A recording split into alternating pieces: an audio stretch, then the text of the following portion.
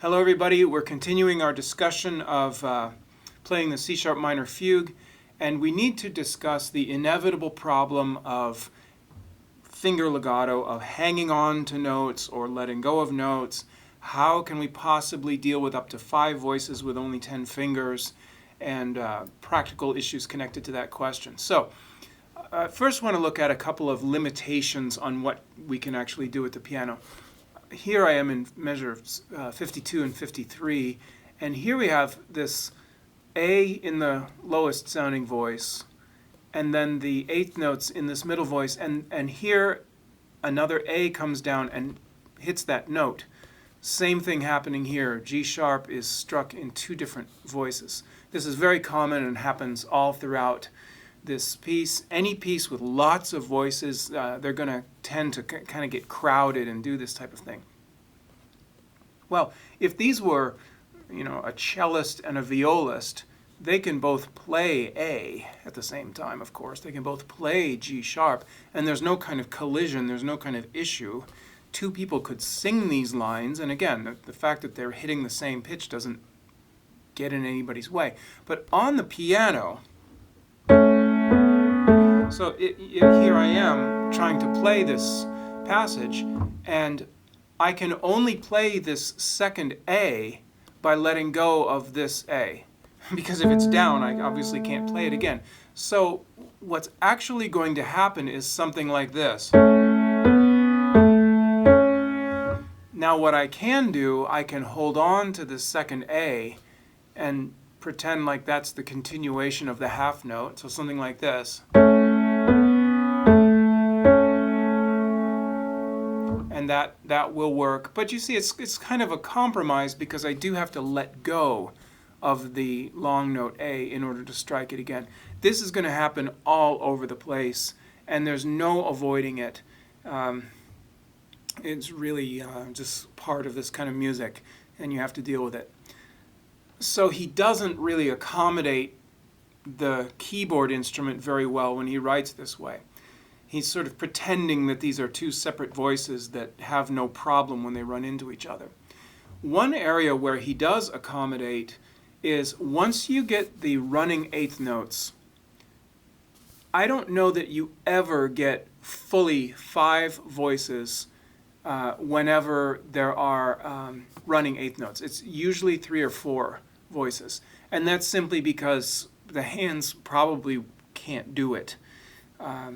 The running notes in 8th notes take up a lot of your fingers, and now you don't have enough left to do 4 more voices. So he does accommodate that. That's partly keyboard writing. It is also partly just basic voice leading. When one part is very, very active, it tends to crowd out the activity of others and limit how many voices there can be and how much there can be. So this is just a kind of natural phenomenon in music.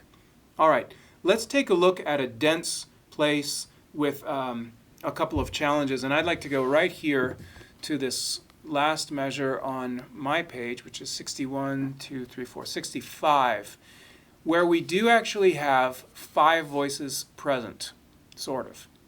We have 3 voices in the left hand, 2 voices in the right hand. I'd like to take a look just at the left hand at this moment and look at the issues we have. So here's the left hand. We have that sounding on the downbeat. Okay, not really a problem. The top G sharp is supposed to sustain, so I'm going to play that with 1. And now,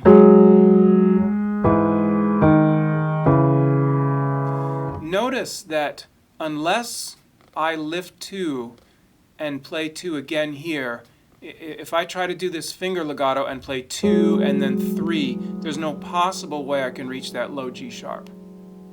So some kind of compromise is necessary here. It's actually very easy to get this chord on the downbeat, catch it in the pedal, and then lift this finger off, like this. See, now I've got the whole chord sustained, but I'm free to play there. So at this tempo, no problem catching this in the pedal and then getting there. One other thing I'd like to point out about this moment, beat 2, where we're holding the G sharp in the top voice and then playing these other two voices. I often see this in students here where the fact that they are supposed to be holding this G sharp, and playing these two eighth notes essentially freezes their hand in place. And you'll see all this tension through the middle of the hand. And that's coming from trying to hold down notes here and keep the hand very stationary, but then another part of the hand is trying to be mobile. And of course, if you render the outside of the hand immobile, the inside of the hand has to struggle to move. I would like to point out that this is not strictly necessary to move this way. Even if I am holding notes on the outside of my hand, I have more motion I can bring to these inner fingers. Watch this.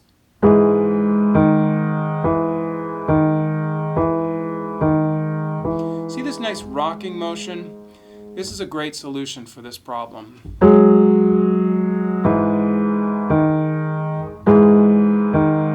All right, and that prevents me from using this isolated tense motion, and now I have a much more ergonomic, smart, comfortable motion that gets the job done.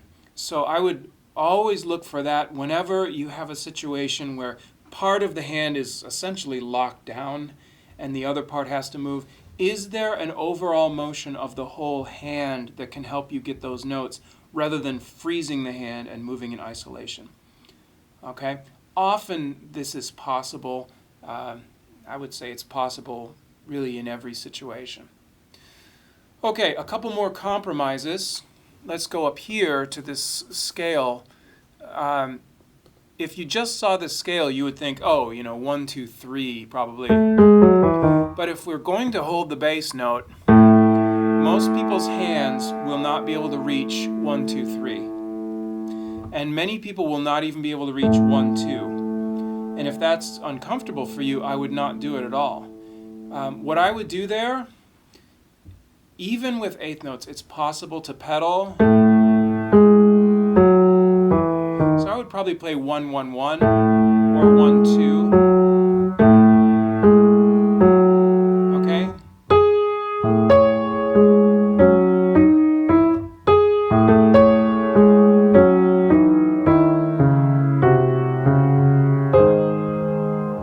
Because you simply can't reach that.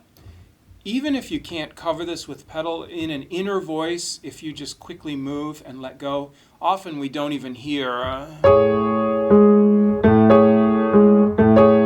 Yeah, I really like pedal there. But sometimes you can get away with just letting go and grabbing the next note, and you don't even hear the gap.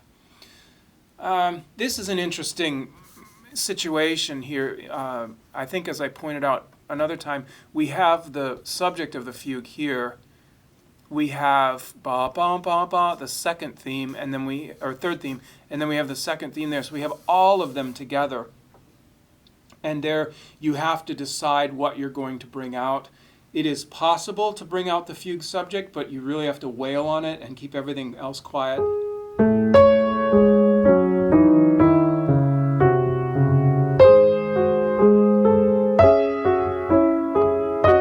It's possible. To me, that doesn't make as much sense.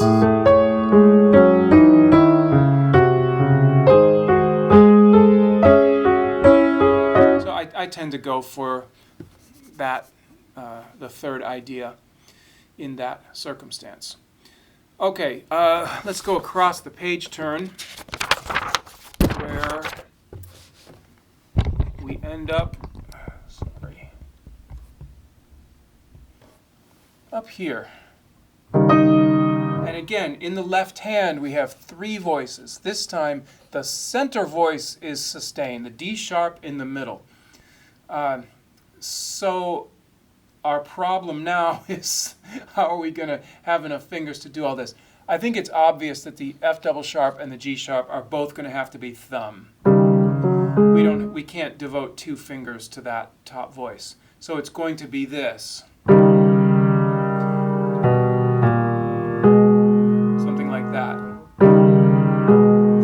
So the main problem becomes, how do we comfortably play this 8th note line down here with the outside of the hand.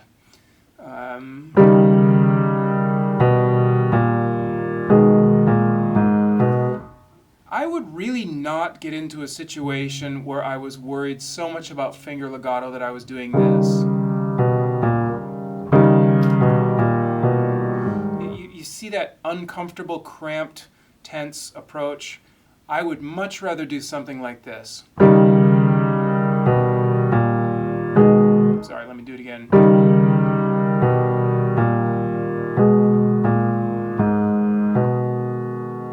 And where the fingers are not comfortable playing legato, I would cover it with pedal. The other option, you don't have another option of taking any of this with the right hand, because this is way too far up in the soprano. So you can't redistribute anything. You just got to deal with it.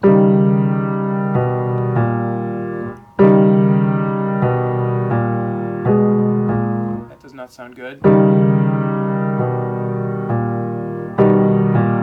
I also have very large fingers, so getting up here on the narrow part of the white key next to the black key and down here in the alleyway between the tall buildings is really, really terrible for me. I love to play out on the front porch of the white key. So this is not so great for my big hands. So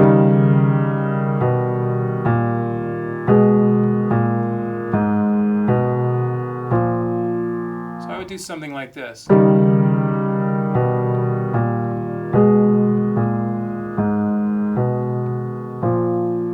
Notice it's possible to play this whole thing clearly.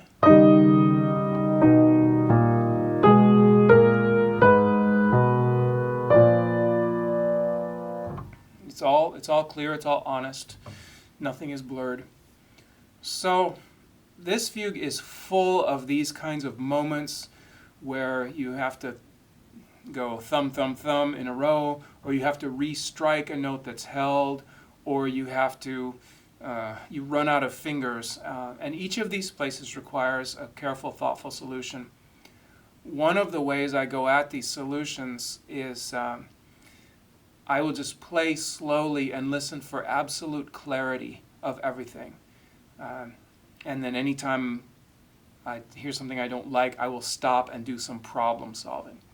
So I just quickly wanted to mention these issues. Can't take time to go through the whole fugue and show you how to do every last thing, but only draw your attention to some of the ways that Bach wrote for keyboard where he's not really accommodating the keyboard particularly. He's more thinking in terms of vocal lines, and it's up to us to figure out how to make that work on the instrument. All right?